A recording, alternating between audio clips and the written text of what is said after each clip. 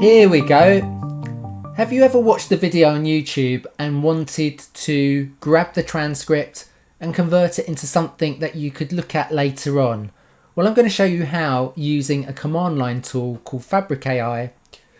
And what it does is it allows you to bring in text with the command line, and then you can send that text to a large language model and then use a library of prompts, otherwise known as patterns, that you can customize, use, create for however you like. And this tool runs on Windows, Linux and Mac. I've been using it for a couple of months now and I love it. It's had a big impact in the way that I work with AI in general and other workflows in particular in my working life and in my personal life.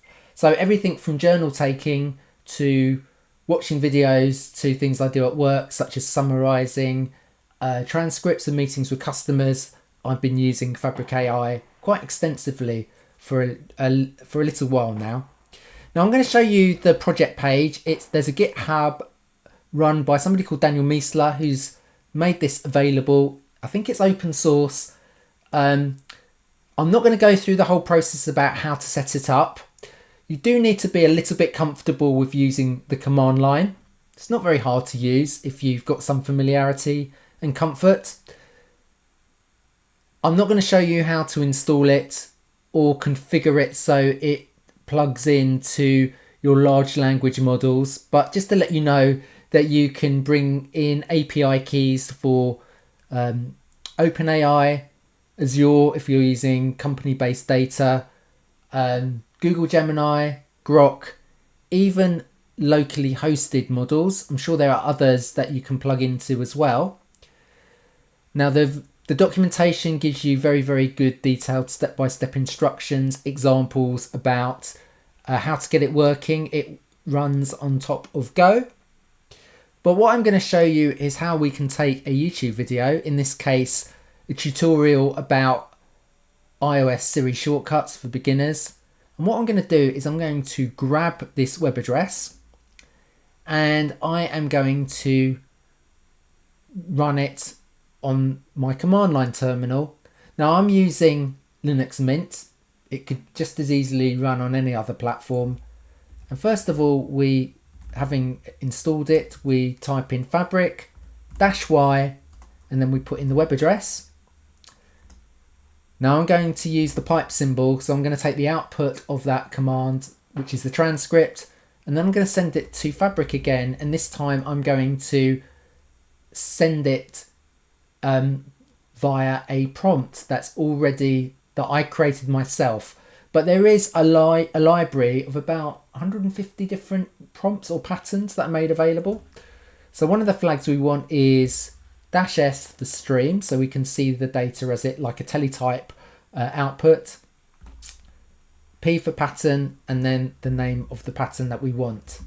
So I'm going to use, mine's called document this. Now I could pipe this further, I could pipe it out into a file, pipe it out to my clipboard or whatever I want, but I want to show you what's produced. So I'm just going to run that. Now my microphone will go a bit weird for a moment, so it's because it's using my GPU while it's processing this. So you can see it's providing very, very detailed documentation based on the transcript. Now I'm just going to show you where all of my patterns or prompts are kept. Let's just go to the other window here. So if I just go to ls for list, I've saved things in my .config folder, and it's within a directory called Fabric and a subfolder there called patterns. Now when I run this, I'll just show you that there are folders for each of the different patterns. I'm going to show you the anatomy of what's within these patterns so you can know how to customize them. So you can see these are all different folders, and you can see it's quite an extensive list of lots and lots of different patterns there. So you can have a look through those to help you understand how they could be used in all sorts of ways. Now the one I've created is, let's just go to my last command. It's within a folder called document this, so the folder name corresponds with what the pattern is. And if I just run that, you can see there's a file there called system.md, which is a markdown file, which is where this pattern has been set up. So if I just show you what's within there, I'm sure I could type this quicker. I'm not a Vim whiz, but what I'll do is if I just go into Vim and then just go into system.md, if I open that up, it's going to open the markdown file and you can see how it's structured. So we've got a section at the top where we give context called identity and purpose. You know, you are a technical author who writes detailed non-fiction, blah, blah, blah. We give the steps for analysis. So we're checking for errors and making sure that we don't lose any of the original meaning. And any of these patterns, you can go in and have a look and tidy them up or adapt them. And then you've got very detailed output instructions. And this is what I provided to adapt, I think, an earlier prompt.